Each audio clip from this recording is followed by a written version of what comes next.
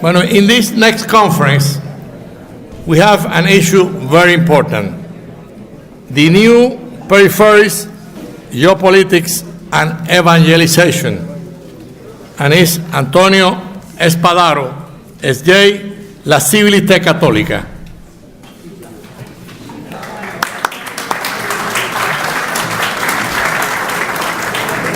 You have the honor of the microphone. Thank you so much.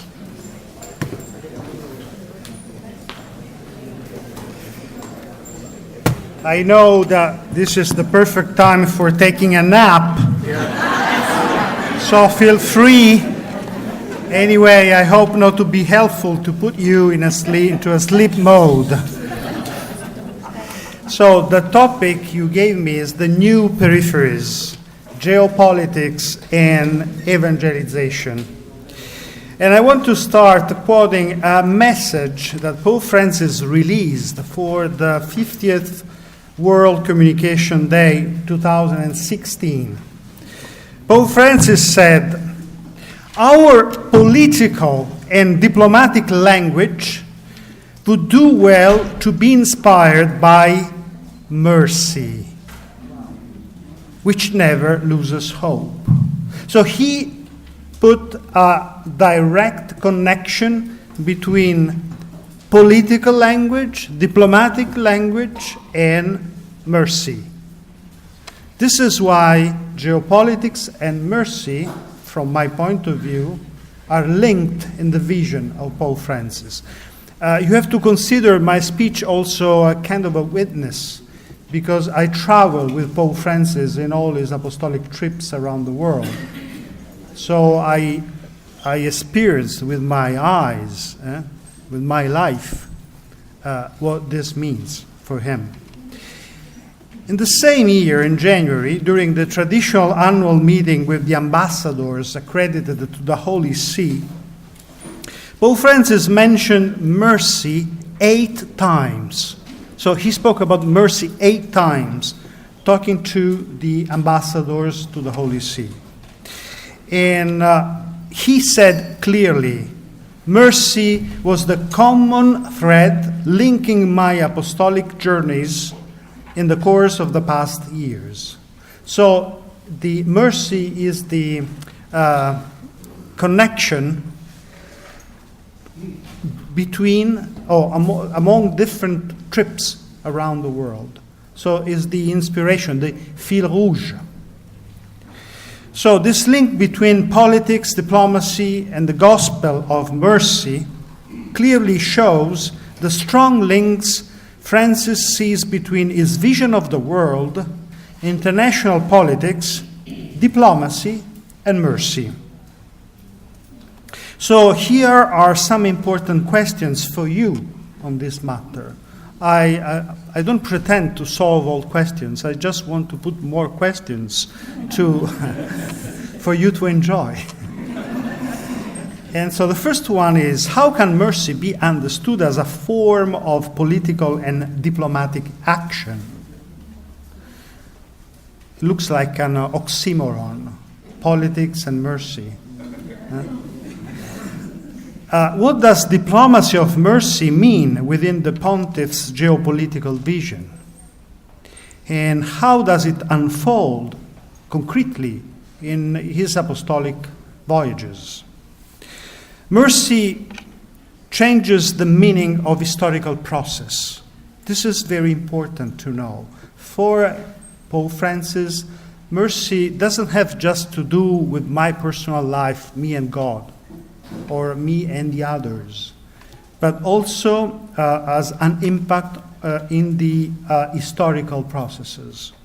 For Francis, mercy is not an abstract concept. It's the action of God within the life of this world, in societies, human groups, in families, of course, and individuals. God not only acts through the lives of individual people, but through the historical processes of peoples and nations, even the most complex and intricate ones. The Church itself is described by Francis as being fully part of our cities its borders demarcated only by the permeable, flexible, tent-like walls of the so-called field hospital. Do you remember this expression? Do you remember when he used this expression for the first time? No. In the interview he gave to me before the Evangelii Gaudium. But you know why I'm saying this? Because we spoke for 3 afternoons, so I had this huge privilege to spend 3 afternoons with him. And that was at the very beginning of the pontificate. But I realized that he listened. When you put a question, he answers and he listens. And so he used materials we shared in the interview inside of the Evangelii Gaudium, who was almost already done when we spoke. So he absorbs questions. And so this image came up in his mind, and then he used it again in the Evangelii Gaudium many other times. But I was really deeply struck when I heard this image, because I realized that was not an image for saying that sometimes, as a cardinal said, sometimes church could be a field hospital. He said the church is a field hospital. So it's a metaphor, an ecclesiological metaphor. It's a metaphor for communicating the nature of the church.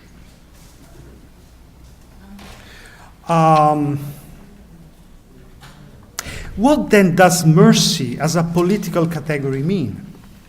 We could say never consider anyone or anything as definitively lost in relations between nations, peoples, and states. This could be a good definition. Never consider anyone or anything as definitively lost in relationships between nations, peoples, and states.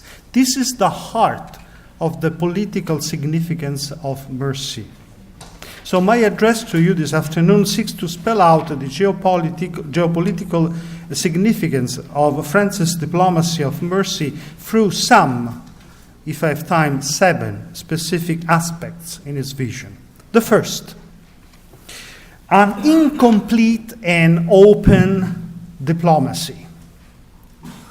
The dynamic of mercy obliges us, even conceptually, to operate in a way that allows for open thought or incomplete thought. These are 2 other expressions he used when I interviewed him. And he was speaking about Jesuits. Are there Jesuits in this room? Good to know. So he was speaking to us, saying that we should have an incomplete thought and an open thought. Addressing the writers of my review, La Civiltà Cattolica, which now comes out also in Spanish and English, so you can subscribe. So when we celebrated the publication of the 4,000th issue, he received us in the Apostolic Palace for an audience. He gave us a wonderful speech. You can find it online. If you put 4,000 Civiltà Cattolica Pope Francis. And he said, the crisis is global. Wow. The crisis is global. And he added, only truly open thought can face the crisis, understand where the world is going, and handle the most complex and urgent crisis. You need to have an incomplete and open thought for understanding what's happening in the world and in the church also. Sometimes we say we should have a complete thought, a strong way of thinking for understanding the dynamics of this world. This is absolutely not the way of thinking of Pope Francis. Open thought is flexible thought. It understands the situation as they are taking place and knows how to evaluate meaning and consequences, even beyond appearances. There are countless situations where the Holy See under Pope Francis has made a major contribution to international politics using this open thought. I just want to give you some examples. Consider, for example, how important it is for the Holy See not to fall into the trap of putting Sunnis and Shiites, Iran and Saudi Arabia, Riyadh and Tehran, as the opposing forces and taking one or other side. This is very unpopular in this country, right? But since I'm Italian, I can speak freely.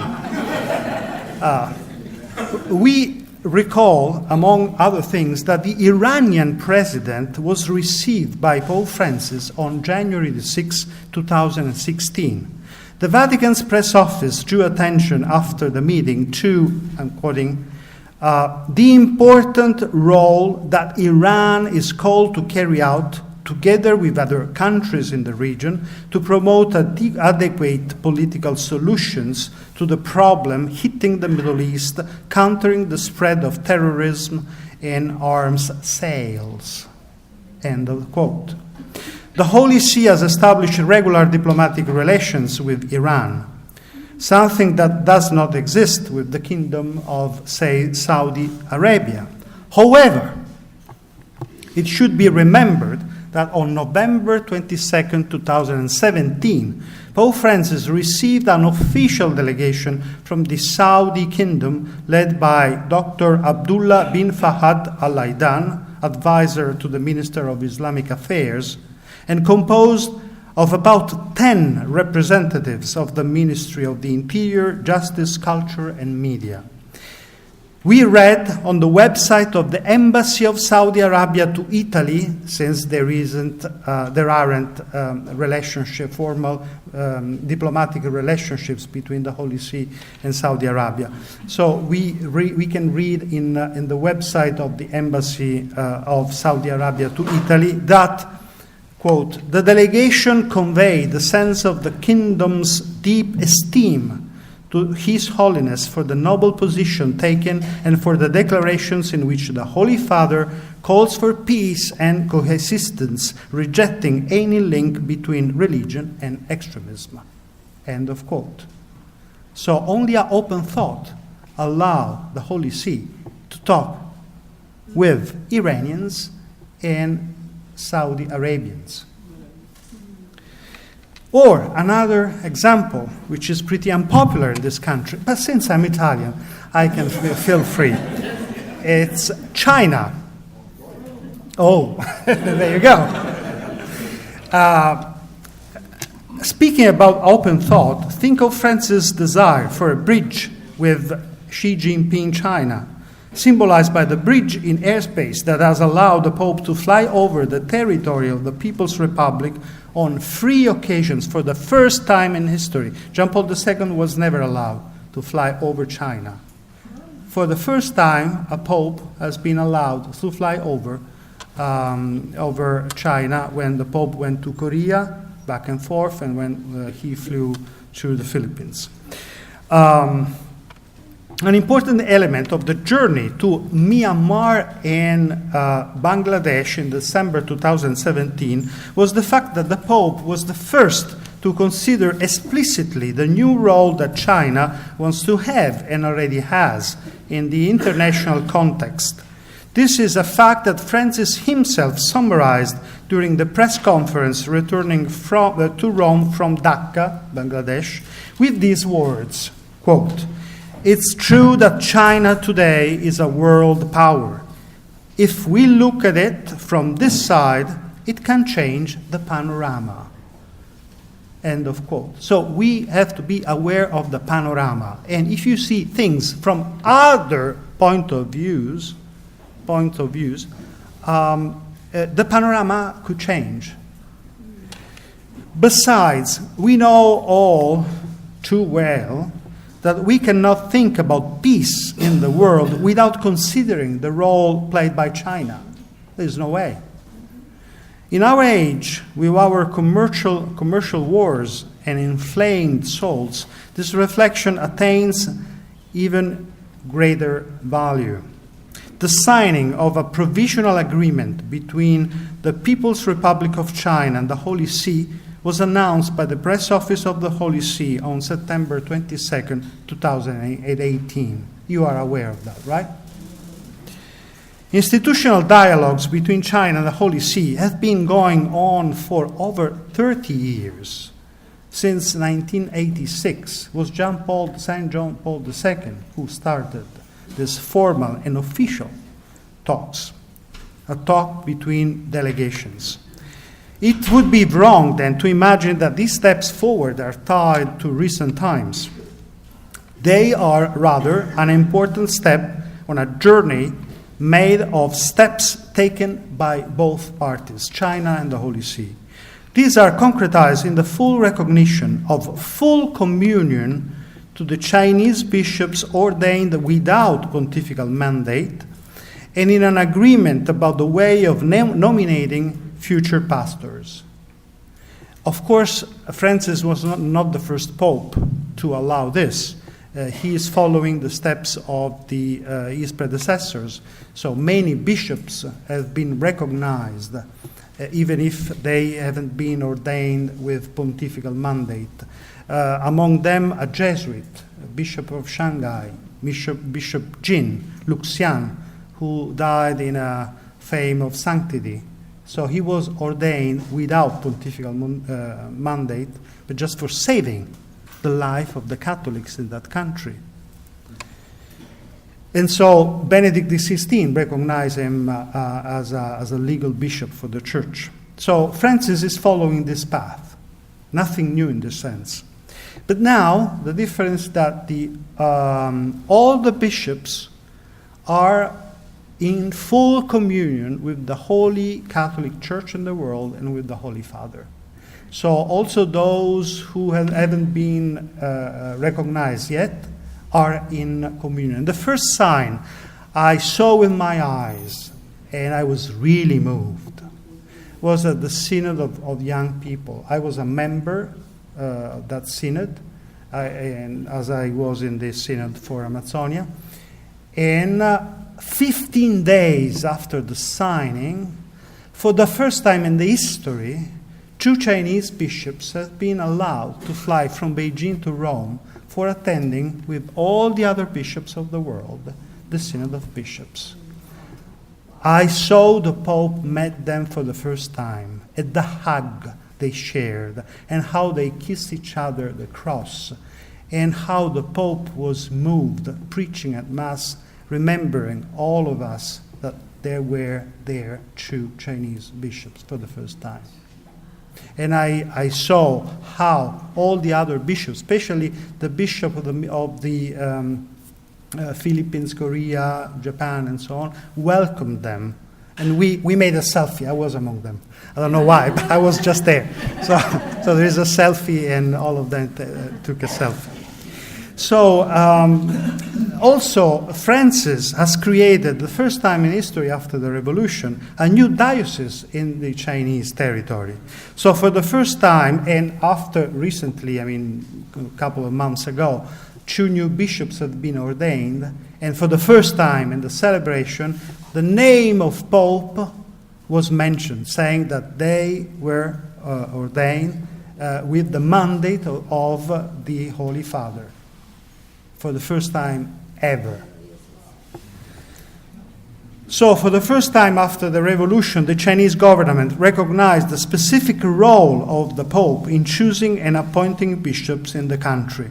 What's happening in China is more or less the same thing that happened in Vietnam under Benedict XVI, who made the same agreement with the communist Vietnamese government.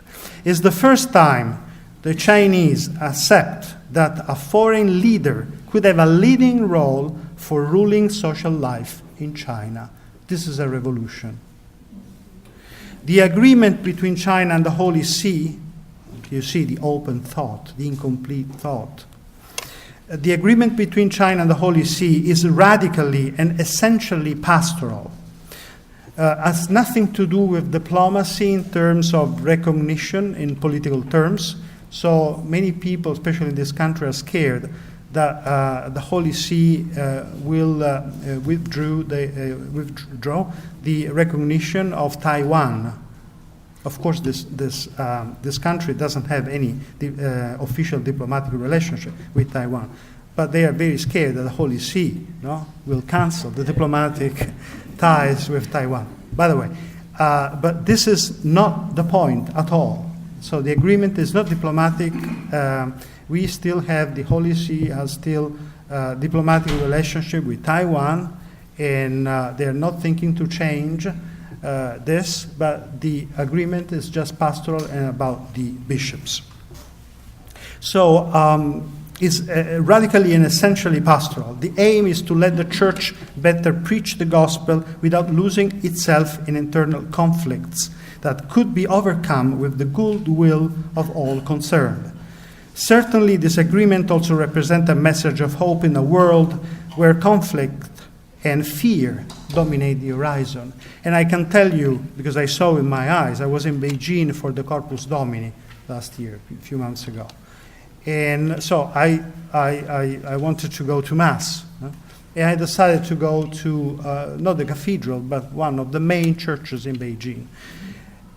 The church was packed with people, all of them singing. This was an official church. It has always been an official church. Packed with people, singing together, knelling, praying, venerating the Eucharist. The Eucharistic procession was long, accompanied by songs. I don't want to idealize anything, but I was shocked and surprised seeing the faith, the Catholic faith of these people. We should not see the agreement as a point of arrival, but as a starting point, as told you before. Another important action to remember is the improvement in relations between Cuba and I'm Italian, I'm sorry. I feel free to speak. And North American continent. But you know what happened and its meaning much better than I do. So, but I just want to quote how the Cardinal Secretary of State, Pietro Parolin, in this case, described the Francis engagement in this case. Quote, "The pontiff did not want to rewrite history, but to move it forward." End of quote. For me, this is the key. The pontiff did not want to rewrite history, saying that what happened didn't happen. No, he doesn't want to rewrite history, but to move the story forward. Again, Colombia, but you know better than me. And let's get back to what I experienced in Colombia. Is here. I know it's a mess, still a mess. And but what happened is here, because I saw with my eyes a lady who lost his father, her husband, her daughter, and her son, because FARC. And he gave her witness in front of all of us. And just in front of her, there was a guy from the FARC who stood up and told all his story since he was 14. He was kidnapped, and then he learned how to use guns, and And at the end of this witnesses, these two hugged together in front of us. And I saw such symbols, powerful symbols, that acts, not just symbols, of the reconciliation and the meaning of the reconciliation. Let's go forward. We saw also this process of peace and reconciliation at work in the case of Rohingya in Myanmar and Bangladesh. In his trip to Myanmar, Pope Francis wanted to hold ever present the building of the country, he said. Because of this, he knew how to talk about the Rohingya, and a lot, in a way to be listened to, without sharpening tensions and provoking restrictions or polarization that would have only complicated the situation. And then he encountered them in Bangladesh, face to face, 16 people who he listened to and with whom he asked to pray. Again, these images are in my heart. I was just behind the Pope, just by chance, by grace maybe. And so I saw these 16 poor people crying. And the Pope became moved, and he cried with them. So at some point he said, please, could somebody say a prayer? Some of you.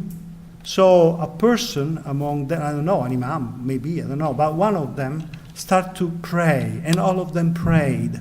And that was a powerful sign. And it was not just a sign, but was something real. No? Peace is something real, it's not symbolic. As these and other cases show, the Pope's position consists not in saying who is right and who is wrong, for at the root of all conflicts is a fight for power or regional dominance, or what the Pope calls a vain pretext. So there is no need to take sides for moral reason. The interest of the Pope is not to saying you're right, you're wrong, but to dialogue for finding a way out. And if you don't dialogue with all the parties, you are not able to find a way out, to find a solution. And so this is the lesson we can learn from this open thought. The Pope rejects the mixing of politics, morals, and religion that leads to the use of a language that divides reality between the absolute good and the absolute evil, between the axis of evil and the axis of good, between the goodies and the baddies. For Francis, the history of the world is not a Hollywood movie in which our boys came to save us from those people. He knows there are always different interests at stake, and that different sides act out of standpoints that are usually morally ambiguous. Pope Francis wants to meet the major players in the action, to create an encounter in which all sides can think together and seek the greater good, exercising a soft power, what we call a soft power, that is a specific characteristic of the international politics. An example, on the afternoon of November 27, 2016, Francis agreed to receive privately the highest military authority of Myanmar, the terrible General Min Aung Hlaing, who reduced the Rohingya in those miserable conditions, and with whom he spoke about the situation of the country in this time of transition. He accepted to meet him, as Pope Leo X accepted to talk to Attila. How do you call him in English? Attila, okay. The Pope knows perfectly well that the politics of a national reconciliation cannot avoid also invoking the military of the government in Myanmar, and this is why he accepts, if asked, to meet all the parties involved. Here's the Pontiff comment about that meeting. He said that on the way back to Rome. And that could be useful for understanding why he feels free to speak to the political leaders, any kind of political leaders. He said, speaking, you lose nothing, you always gain. And he clarified. He was referring to the general of Myanmar. I did not negotiate the truth, I assure you. But I did it in such a way that he understood a bit that a path, as it was in the bad times, renewed today, is not viable. End of quote. So the meeting corresponds to the logic of Bergoglio, accepting the request for a meeting if it's requested by one side involved in a conflict or the other, and always considering that dialogue is more important than suspicion. This is the first step I want to do with you tonight. The others will be shorter, of course, than this one. So the second one, the geopolitics that dissolves fundamentalism and fear of chaos. Francis never gives in to the temptation to identify religion with fundamentalism. The Pope is light years away from the theorist of a clash of civilizations and religions, which is spread out in many places in this world at the moment. What underlies the persuasive temptation for a spurious alliance between politics and religious fundamentalism? Fear of chaos.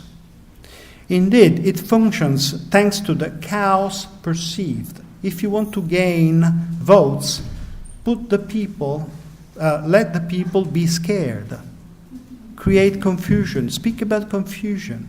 And you will gain a lot of votes and a lot of money.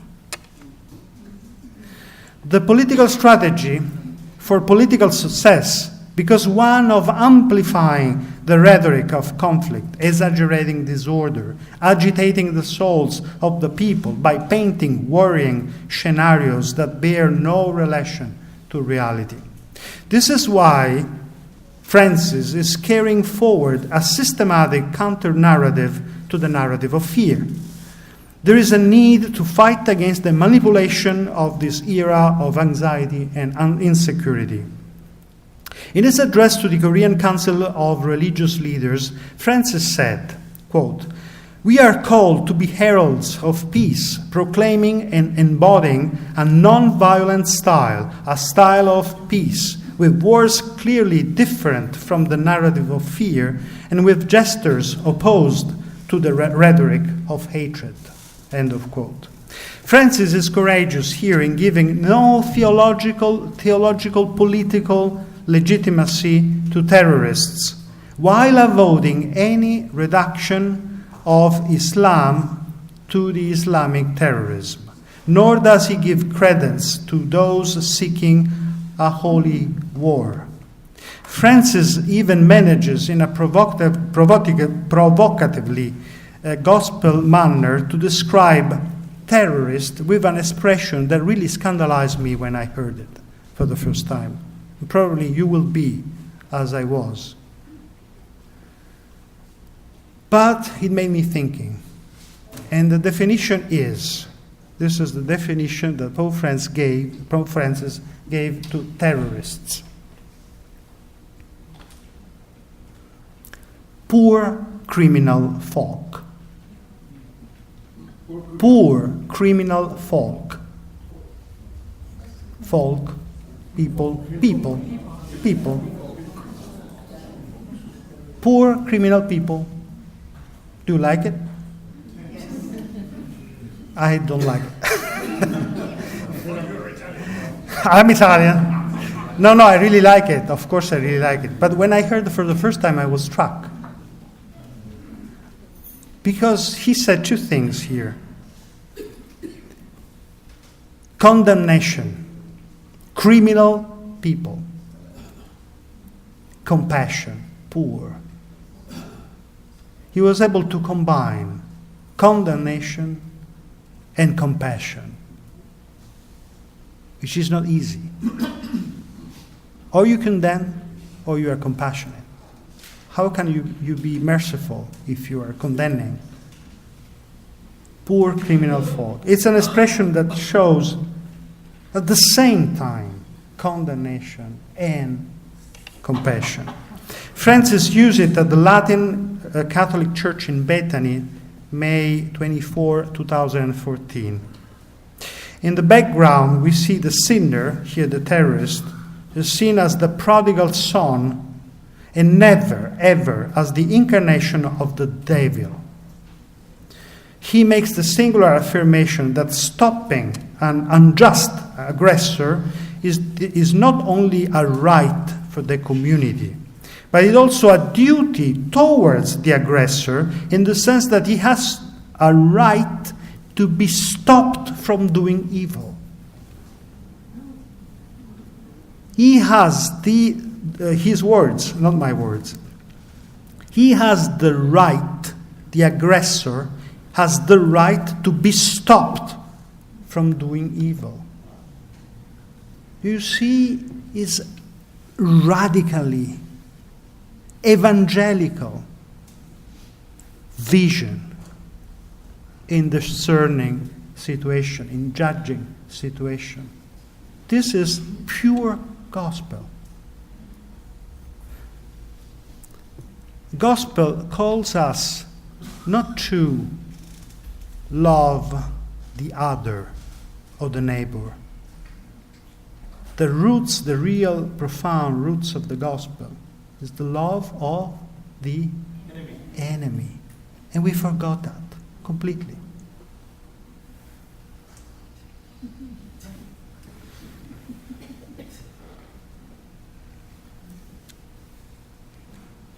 Love of our enemies. This is really scandalous, but this is the triumph of mercy. Third point, third aspect of this link between geopolitics and mercy. A geopolitics that does not see Catholicism as a political guarantor of power. Somebody said,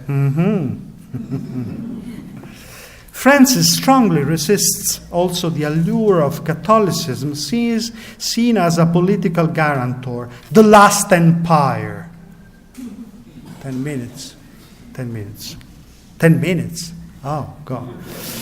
Inheritor of a glorious past. Pillar against the decline, seeing the crisis of a global leadership in the Western world.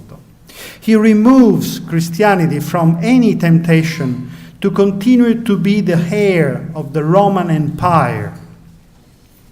Sacerdotium, priesthood, is clearly separated from imperium.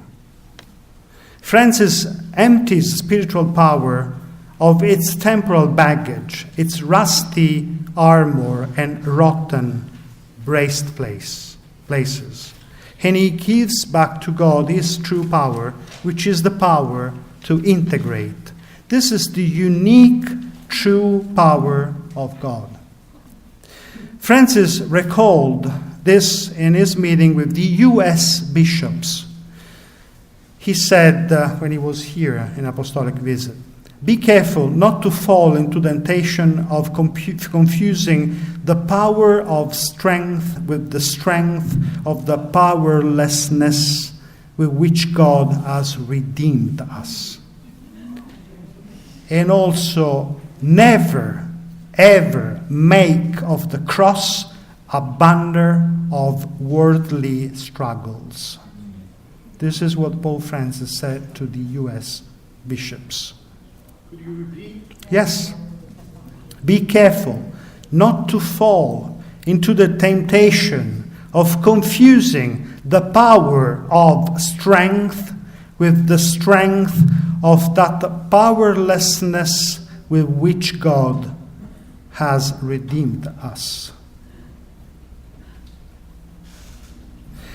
Bergoglio wants to liberate pastors from the feeling of being at war, surrounded and dismayed under a sort of Masada complex by which the church feels enclosed by a society it must fight against. It's an error It's an error to be nostalgic of the bygone times by preparing harsh responses today. So there is a clear difference here between a Constantinian, the emperor, theopolitical imperial vision that seeks to establish a divine kingdom here and now, where the divine is obviously just the ideal projection of the established power, and a Franciscan theopolitical vision that is eschatological, that it looks to the future and intends to guide history toward the kingdom of God, a kingdom of justice and peace. The first vision generates an ideology of conquest. The second vision generates a process of integration. The Pope on May the 9th, in an interview with the French daily La Croix, said, that was about the Christian roots of our continent, of Europe, which is developed a big debate inside of Europe, the church, in Italy, in my country as well. So he answered saying, this is extremely important for understanding the Pope's vision. Yes, Europe has Christian roots. Christianity has the duty of watering them, but in a spirit of service, as in the washing of feet. The duty of Christianity for Europe is that of service. And again, the contribution of Christianity to a culture is that of Christ washing the feet, or the service and the gift of life. Which are, yes, Europe has a Christian roots, but for sure has a Christian roots. But somebody intends the Christian roots as something like a stone. You're able to throw in front of the others, or something you have to revendicate, something that you have to hold. But his question is more radical. What do you mean? Which are the real Christian roots? And he said the Christian roots are the washing of the feet. Washing the feet is the real Christian gesture. So you have to get back there. Not pretending to impose your vision or ideals. So Francis firmly opposes a Catholicism understood as the last empire, the last surviving and glorious heir to the past, while the Western world faces a crisis of leadership. Bergoglio knows that when the chosen people becomes a party,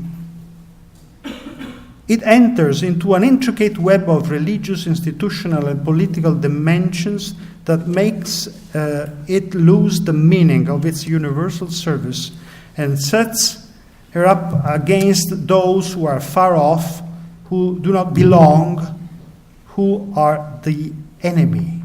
Being part creates an enemy. We need to escape this temptation.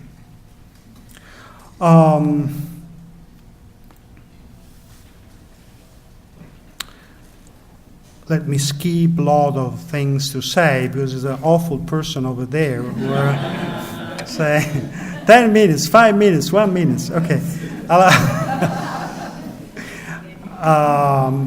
Okay, the last one.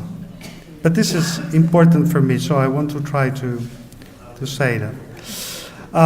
Perhaps the trip of Pope Francis that is the most emblematic to understand his geopolitical vision based on the gospel was the trip to Abu Dhabi.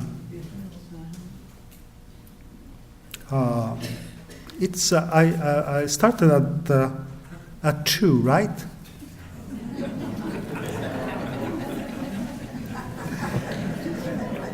The trip to Abu Dhabi Do you remember that when the Pope was there? Yes. And this is the trip which is the most important and emblematic for understanding his vision. So here in Abu Dhabi emerged the fundamental and warm core of his vision of human fraternity, that is the fruit of faith that we are all children of God. We have to be aware that that was the first time when a pope visited the Arabic Peninsula. And we flew very close to Medina and Mecca. That was when we were, I saw in the, in the screen that we were flying over the Arabic Peninsula, and I saw Mecca, Medina, the cities. I said, wow, this is something historical. I'm living something historical. I have to remember these moments. And so the occasion for the trip to the United Arab Emirates was the Global Conference of Human Fraternity promoted by the Council. Before the arrival of the Pope, 500 religious leaders from all over the world had already joined together, and they had discussion in 21 work groups with 60 presenters and 30 involving Christians, Jewish and other Muslims.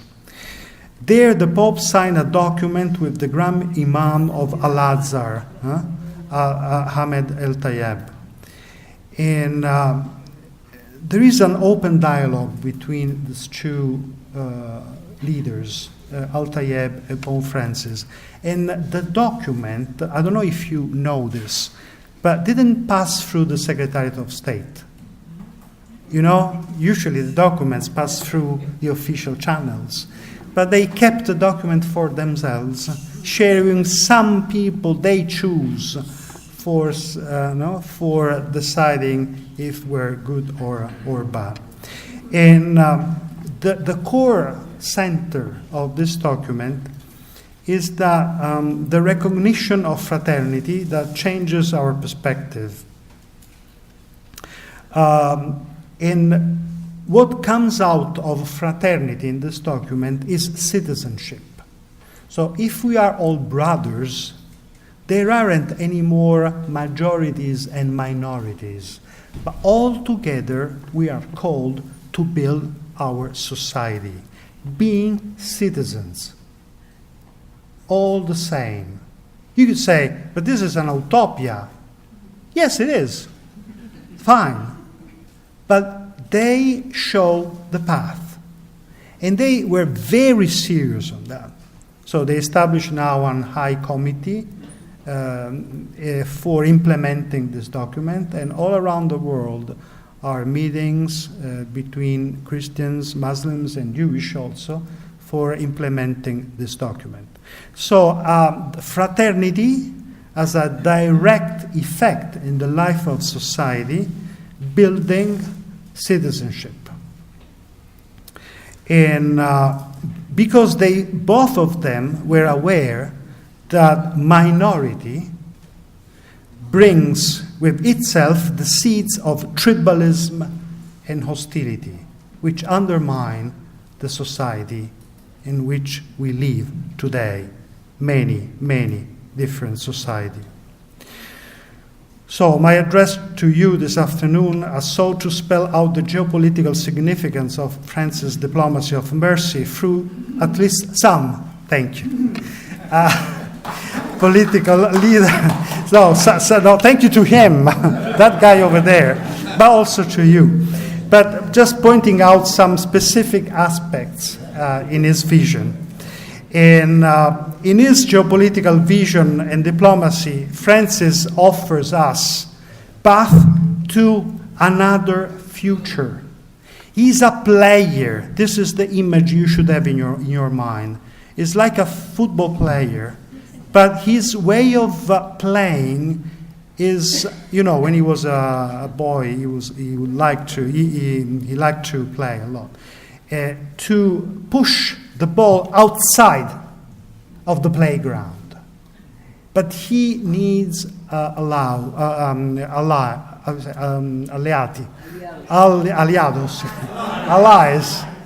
And he found them, and he found them many times. So the Kirill, Bartholomew, the Imam of Al-Azhar, people who have a prophetic vision, even if they are aware of the real condition of this world now. But a prophetic vision. This way, together, they could push the ball away of the playground, oblige the others, all of us, to run after them. Thank you.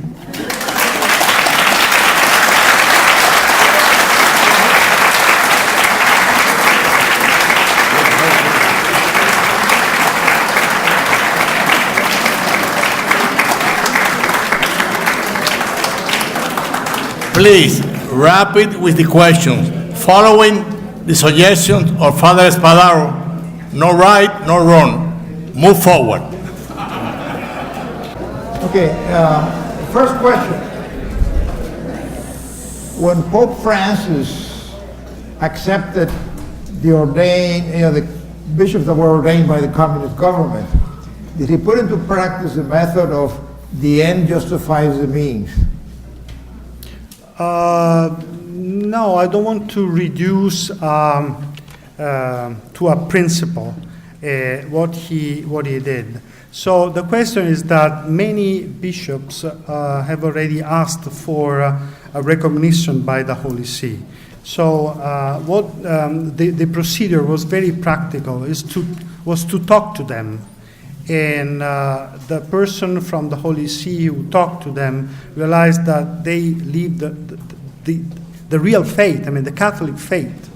The political condition didn't allow them to be open and to the Holy See because there were some restraints. So at the end, the decision was very clear. So all of them wanted to be in full communion with Rome. And so the agreement was based on this decision, and because all of them, all those who have been recognized as bishop of the Catholic Church, have been already in the right disposition for getting this recognition. It was a long process. It was not easy at all. A lot of visits, a lot of meetings. Yeah. Okay, I'm going to combine two questions. One of them wants to relate the relation between the Holy See and Venezuela, and then specifically To you. The other question says that the Pope tries not to take sides. But what do you do in a case where people are facing injustices under a dictatorship? Sure. How can you not take sides? No, he takes sides on questions or on specific topics or situations. He spoke very clearly many times against injustice. So the question is that he tries to get the best he can, allowing both parties, usually there are two parties or even more parties, to talk together. But if you come down or speak against directly a party, it's impossible to establish a dialogue. So if you want to be effective, if you want to be good for media, for example, in the case of Rohingya, it was very easy. All New York Times every single day said in the headlines, the Pope has to pronounce the name Rohingya in front of the general of the Myanmar. If he would have done that, it would be great for him, for media, so he could appear as a hero. But it would be terrible for the population. So he couldn't resolve anything, could have resolved anything acting this way. So his way is to get the most of the situation, acting with this open thought, trying to talk to all the parties involved, but also to speak clearly about the situation. For example, the last example I can make as an example is about the Kurds, between Turkey and Syria. He was extremely strong in his address at the end of the Angelus, pointing out not just the two nations involved, Syria and Turkey, but speaking to the international community, because it's up to the international community to mediate. They didn't do anything, especially Europe. So it's their fault, in this sense. So instead of speaking just against one party, he always addressed his message in order to see the big picture and to let the parties to get together. Okay. Here's one that is going to be fully addressed by Dr. Vélez later, but I think it would be useful for you to comment on it, about what, from your experience with the Pope, about how he feels about women's rights within the Church. Yes, he used an expression in Spanish at the Synod. I don't know if you are aware of that. So I can repeat it because I don't remember it in Spanish. But he said that he accepted the glow. How do you say in Spanish? Agua, exactly. Which? Exactly, that expression.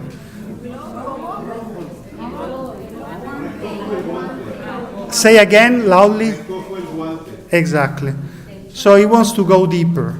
It's very clear for him that this debate about the women inside the church. It's a long path, I'm aware of that. But you should ask a woman more than a priest to talk about it. Well, Dr. Vélez will have an opportunity to fully go into that later. This question is just, let me just read it out. What is, in your experience, the way mercy and pain can dialogue? Mercy and pain. Uh-huh. Well, I will think during my trip to Rome, because this is a quite hard question to answer. Pain and mercy. I don't know. The first answer I get is that when you are in pain, you are more available to the help of others, and so you help others to be more merciful.